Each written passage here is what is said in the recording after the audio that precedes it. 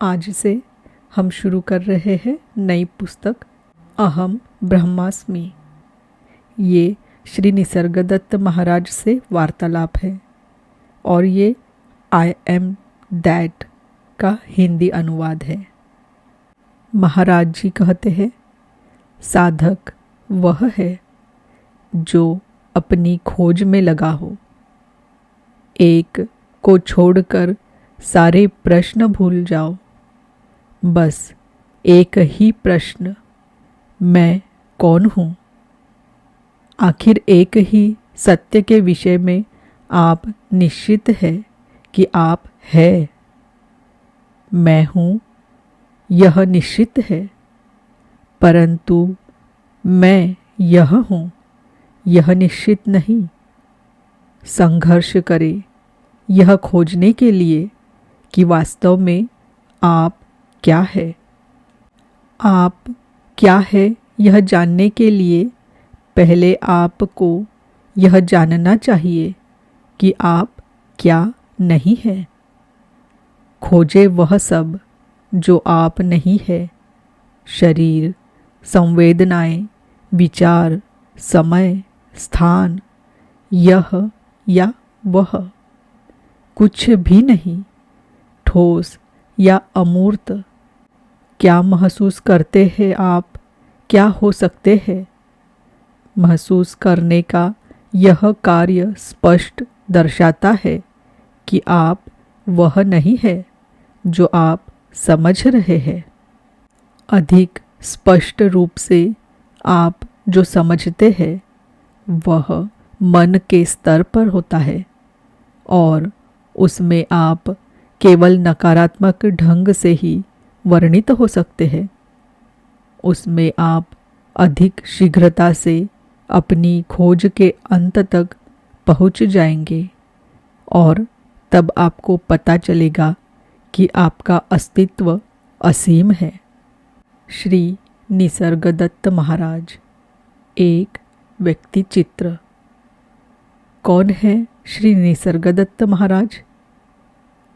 जब उनकी जन्म तिथि के विषय में उनसे प्रश्न किया गया तो सद्गुरु ने सहज भाव से कहा कि उनका तो कभी जन्म हुआ ही नहीं। श्री निसर्गदत्त महाराज का जीवन परिचय लिखना सचमुच एक ऐसा कठिन कार्य है जिसे करने के पश्चात ऐसा नहीं लगता कि हम सचमुच उनका परिचय दे सके। और इस कार्य को ठीक से पूर्ण कर पाने की संतोष प्राप्ति होना तो और भी दूर की बात है। पहली बात तो यही है कि उनकी जन्म तिथि की भी प्रामाणिक जानकारी किसी के पास उपलब्ध नहीं है और उनके जीवन के प्रारंभ के अनेक वर्षों के विषय में भी जानकारी के सूत्र क्रम विहीन ही है।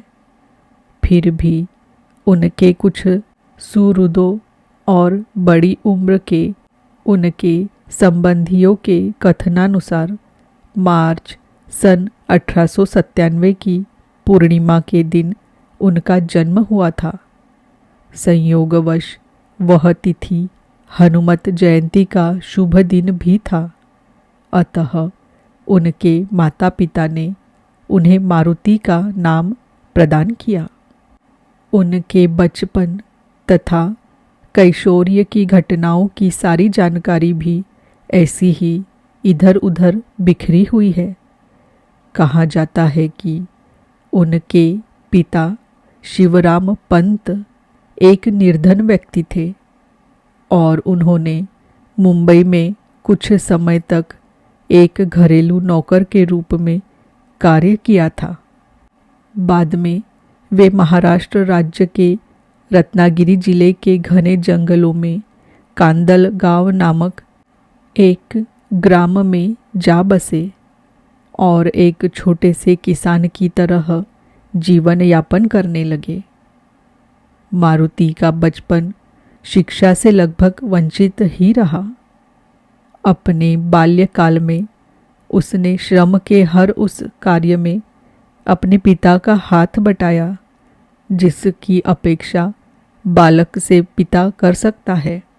गाय, बैलों आदि पशुओं की देखभाल करना, हल बैल चलाना और छोटे मोटे ऐसे ही और भी अनेक कार्य।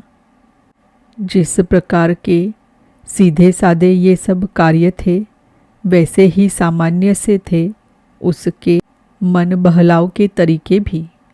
पर फिर भी बालक अत्यंत ही जिज्ञासु और मननशील प्रवृत्ति युक्त था और उसके मन में निरंतर ही नए नए प्रश्न उठते रहते थे। गांव के ही एक ब्राह्मण श्री विष्णु हरिभाव गोरे उसके पिता के घनिष्ठ मित्र थे और ग्रामीण परिवेश की दृष्टि से वे अपेक्षतया अत्यंत विद्वान भी थे।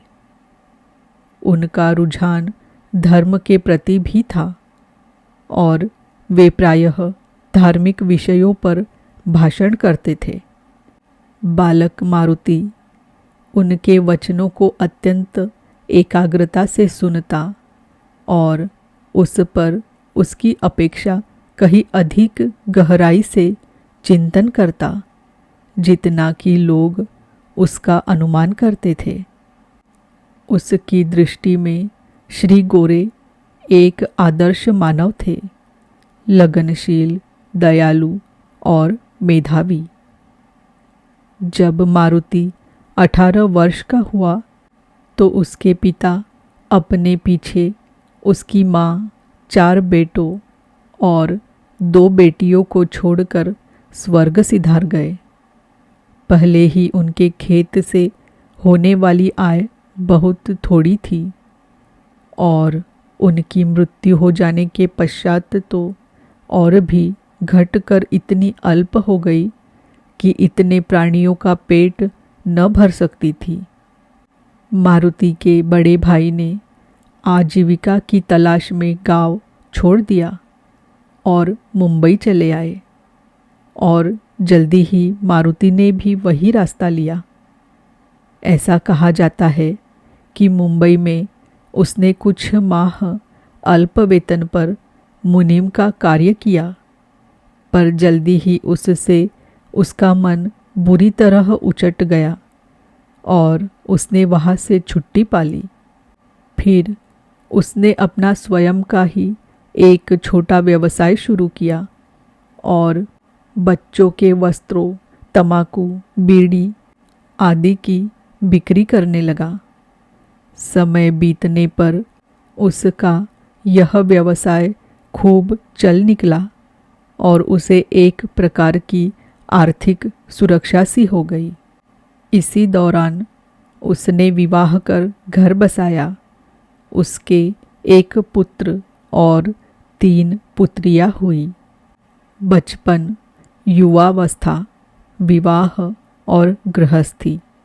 अपनी मध्य आयु तक मारुति ने एक औसत मनुष्य का वही साधारण सा रोज़मर्रा का जीवन जिया, जिसमें उल्लेखनीय कहा जा सके ऐसा कुछ न था। तब उस संतत्व की उन्हें संभवतः कल्पना तक न थी जो शीघ्र ही उनके द्वार खटखटाने वाला था। उस काल के उनके मित्रों में से एक थे यशवंतराव बागकर। वे नवनाथ संप्रदाय के आध्यात्मिक गुरु श्री सिद्धरामेश्वर महाराज के भक्त थे। एक संध्या को उन्होंने मारुति को अपने साथ लिया और उन्हें अपने गुरु के पास ले आए। वह संध्या मारुति के जीवन में एक नया मोड़ लेकर आई। गुरु ने उन्हें मंत्र दीक्षा दी और ध्यान के निर्देश दिए। अभ्यास के प्रारंभ में ही उन्हें अनेक सूक्ष्म और दिव्य अनुभव होने लगे और प्रायः उन्हें समाधि भी लग जाया करती थी। उनके भीतर मानो सचमुच ही चैतन्य के धरातल पर एक विस्फोट सा हुआ जिसके फलस्वरूप उनमें वैश्विक सर्वव्याप्त चैतन्य का शाश्वत जीवन का आविर्भाव हो गया। मारुति नाम से जाने जाने वाले उस छोटे से व्यापारी की पहचान ही मिट गई और उसका स्थान श्री निसर्गदत्त महाराज के नाम से प्रसिद्ध होने वाली दिव्य सत्ता ने ले लिया। संसार के अधिकांश मनुष्य अपनी व्यक्ति परक स्वचेतना में ही डूबे रहते हैं। उनमें न तो इससे परे जाने की इच्छा या कल्पना होती है और न इस हेतु उनमें आवश्यक बल ही होता है। वे बस अपने ही लिए जीते हैं। उनके द्वारा किए जाने वाले सारे प्रयास इसी दिशा में गतिमान रहते हैं कि कैसे अपनी ही संतुष्टि और गौरव की वृद्धि करते रहे।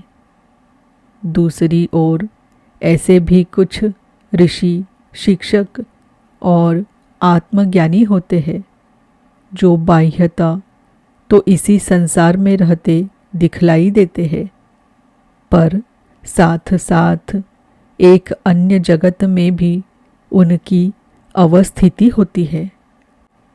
उस जगत में जो कि वैश्विक चैतन्य और अनंत ज्ञान से नित्य प्रकाशित है। अपने आत्मज्ञान के प्रकाश की उपलब्धि के पश्चात श्री निसर्गदत्त महाराज भी ऐसा ही एक द्विआयामी जीवन जीने लगे। दुकान पर वे अब भी कार्य करते रहे, पर अब उनकी दृष्टि लाभ पर केंद्रित न रही और बाद में तो उन्होंने अपने परिवार तथा व्यवसाय को छोड़ ही दिया। वे साधु होकर एक भिक्षु के रूप में धार्मिक परिदृश्य की विस्तृत और विभिन्नतापूर्ण भारतीय भूमि में विचरण करते हुए तीर्थ यात्रा पर चले गए। उन्होंने धन रखना भी बंद कर दिया और केवल गुरु आश्रय के संबल पर पैदल ही यात्रा करते। वे नंगे पैरों हिमालय की ओर चल दिए। वहाँ उनका विचार हुआ कि अपनी शेष आयु शाश्वत जीवन की खोज करते हुए वही बिताए, पर शीघ्र ही उन्हें इस प्रकार की तथाकथित खोज की निरर्थकता का बोध भी हुआ और उनके कदम घर की दिशा में चल पड़े। उन्हें अनुभव हुआ कि शाश्वत जीवन की प्राप्ति और खोज कोई ऐसी वस्तु नहीं है जिसके लिए यहाँ वहाँ भटकना आवश्यक हो। यह तो उनके पास ही थी।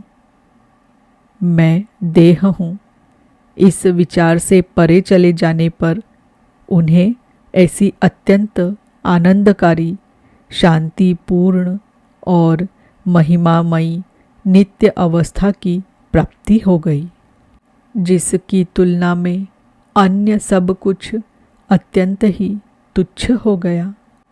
उन्हें आत्मोपलब्धि हो गई थी। यद्यपि सद्गुरु औपचारिक शिक्षा से वंचित रहे, पर उनसे होने वाली बातचीत में प्रकट होने वाला तत्व ज्ञान अप्रतिम स्तर रखता है। निर्धनता में जन्मे और पले होने पर भी वे सर्वाधिक संपन्न लोगों की अपेक्षा संपन्नतम है, क्योंकि उनके पास अक्षय ज्ञान की वह असीम संपदा है जिसकी तुलना में बड़े से बड़े कुबेरों के भंडार तृण से तुच्छ है। वे सहृदय और प्रेमपूर्ण है। उनका हास्य पैना पर निश्चल है। वे सर्वथा निर्भय है और परम सत्य भी, प्रेरणादायी, पथ प्रदर्शक और शरणागतों के लिए शरण्य है। इस प्रकार के मनुष्य का परिचय उसके जीवन चरित्र के रूप में लिखना सचमुच कितना कठिन कार्य है। संभवतः यह एक व्यर्थ का असफल प्रयास ही होता है, क्योंकि वे ऐसे एक मनुष्य नहीं है जिसका अतीत और भविष्य हुआ करता है। वे तो नित्य विद्यमान वर्तमान है, शाश्वत और अविकारी सत्ता मात्र। वे तो वही आत्म तत्व कही जाने वाली परम सद्वस्तु ही है, जो स्वयं को सर्व की तरह भी अभिव्यक्त करती है।